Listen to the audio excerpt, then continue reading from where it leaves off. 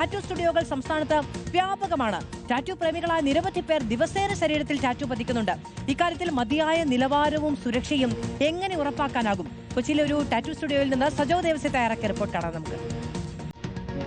ഈ കാലത്ത് ലോകമെമ്പാടും പ്രത്യേകിച്ച് നമ്മുടെ നാട്ടിലും ധാരാളം ആളുകൾ ടാറ്റു ചെയ്യുന്നുണ്ട്. പക്ഷെ അത് ഹെൽത്തി ആണോ, ആരോഗ്യകരമാണോ, എന്തെങ്കിലും പ്രശ്നങ്ങൾ അതിനകത്ത് ഉണ്ടാകുമോ, ഈ കാര്യങ്ങളിൽ വേണ്ടത്ര ജാഗ്രതയും മുൻകരുതലും എല്ലാ സ്ഥലത്തും ഉണ്ടോ എന്നതൊക്കെ പ്രസക്തമായ ചോദ്യമാണ്. കാരണം ധാരാളം ആളുകൾ ടാറ്റു ചെയ്യാൻ പോകുന്നു. അതൊക്കെ കൃത്യമായ ഹൈജീൻ പാലിക്കുക എന്നത് വളരെ പ്രധാനമാണ്. നമ്മൾ നേരത്തെ കണ്ടതിൽ നിന്ന് വ്യത്യസ്തമായ സാഹചര്യമാണ് മിക്കവാറും ടാറ്റു സ്റ്റുഡിയോകൾ ഒക്കെ ഉറപ്പുവരുന്നത്. നമ്മളോടൊപ്പം ടാറ്റു ആർട്ടിസ്റ്റ് നന്ദു ഉണ്ട്. ഇവിടെ അതിന് ടാറ്റു ചെയ്യാൻ വേണ്ടി വന്ന ഒരാളും ഒക്കെ ഉണ്ട്. നമുക്ക് അദ്ദേഹത്തോട് തന്നെ ചോദിക്കാം. കാര്യം അപ്പോൾ ഈ നീഡിലൊക്കെ നിങ്ങൾ ഓരോ ക്ലയൻറ്റിനും ഓരോന്നാണോ ഉപയോഗിക്കുന്നത്? എന്തൊക്കെ കാര്യങ്ങളാണ് ആ ഹൈജീൻ ഉറപ്പുവരുത്താൻ ചെയ്യുന്നത്?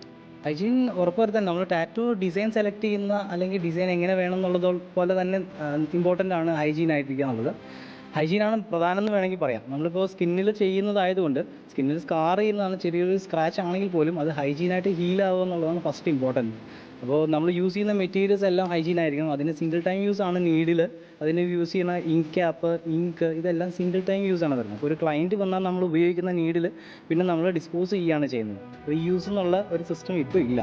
ഇതേപോലെ തന്നെ ഇമ്പോർട്ടൻ്റ് ആണ് ടാറ്റു ചെയ്ത് കഴിഞ്ഞതിന് ശേഷം എങ്ങനെ കെയർ ചെയ്യുന്നു എന്നുള്ളത്. അപ്പോൾ ടാറ്റു ചെയ്യുന്നതിൽ ഞങ്ങളെ സംബന്ധിച്ച് ഞങ്ങൾ എത്രത്തോളം ശ്രദ്ധിക്കണം എന്നുള്ളത്, നീഡിൽ അല്ലെങ്കിൽ ആ മെറ്റീരിയൽസ് യൂസ് ചെയ്യുന്ന മെറ്റീരിയൽസ് വളരെ ഹൈജീൻ ആയിരിക്കുക, നല്ലൊരു ഡീലറുടെ അടുത്തുനിന്ന് ജെന്യുവൻ ഐറ്റംസ് എടുക്കുക എന്നുള്ളതൊക്കെ വളരെ ഇമ്പോർട്ടൻ്റ് ആണ്.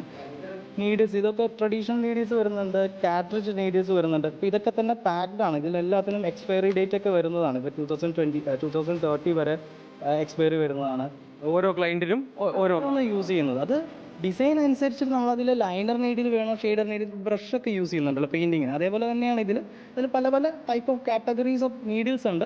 ആ നീഡിൽസ് നമ്മൾ യൂസ് ചെയ്യുന്നു, പക്ഷേ സിംഗിൾ ടൈം യൂസ് ചെയ്യാൻ പാടുള്ളൂ. ഇപ്പോൾ ഞാനിവിടെ ഓൾമോസ്റ്റ് ഒരു 10 years ആയിട്ട് ചെയ്തു വരുന്നതാണ്. ഞങ്ങളുടെ ഒരു ട്രസ്റ്റഡ് ആർട്ടിസ്റ്റാണ്. Moreover he's a friend. അങ്ങനെ ചോദിച്ചു കഴിഞ്ഞാൽ പറഞ്ഞ പോലെ തന്നെ 10 to 20 days വളരെയധികം കെയർ ചെയ്യണം. ഒരു ചെറിയൊരു മുറിവുണ്ടെങ്കിൽ തന്നെ അതൊരു പ്രോബ്ലം വരാൻ ചാൻസസ് ഉണ്ട്. ഈ കയ്യിൽ നിന്ന് കാണിക്കും ഇതിൽ കുറേ. അപ്പോൾ ഇത്തരം കാര്യങ്ങൾ ചെയ്യുമ്പോൾ അത് ഏറ്റവും മികച്ച ക്വാളിറ്റിയിൽ, സ്റ്റാൻഡേർഡിൽ, ഹൈജീനായി ഉണ്ട് എന്ന് ഉറപ്പുവരുത്തുക എന്നത് വളരെ പ്രധാനമാണ്. ഇത്തരം ഇടങ്ങളിൽ, അല്ലാത്ത സ്ഥലങ്ങളിൽ പോകുമ്പോൾ അത് പലപ്പോഴും പലതരത്തിലുള്ള രോഗബാധ, വൈറസ് പകരുന്നതിനൊക്കെ അത് ഇടയാക്കും എന്നത് പ്രധാനമാണ്.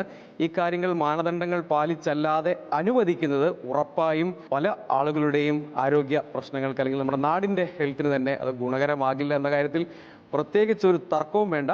അപ്പോൾ എന്താണ് യഥാർത്ഥത്തിൽ ഇക്കാര്യങ്ങളിൽ ടാറ്റു സ്റ്റുഡിയോകൾ ഉറപ്പുവരുത്തുന്നത് എന്ന കാര്യം മാത്രമാണ് പങ്കുവയ്ക്കാൻ ഈ ഘട്ടത്തിൽ ആഗ്രഹിച്ചത്. വീഡിയോ ജേർണലിസ്റ്റ് സബിൻജത്തിനൊപ്പം റിപ്പോർട്ടർ സജോ ദേവസ്യ, റിപ്പോർട്ടർ കൊച്ചി. റംഷാൻ സജയും ഒക്കെയാണ് ഈ വിവരങ്ങൾ പങ്കുവെക്കുന്നത്. ശരിക്കും പറഞ്ഞാൽ ഈ ടാറ്റു എന്ന് പറയുന്നത് 3000 വർഷം മുതൽ 5000 വർഷം വരെ പഴക്കമുള്ള ഒരു വലിയ കലാരൂപമാണ്.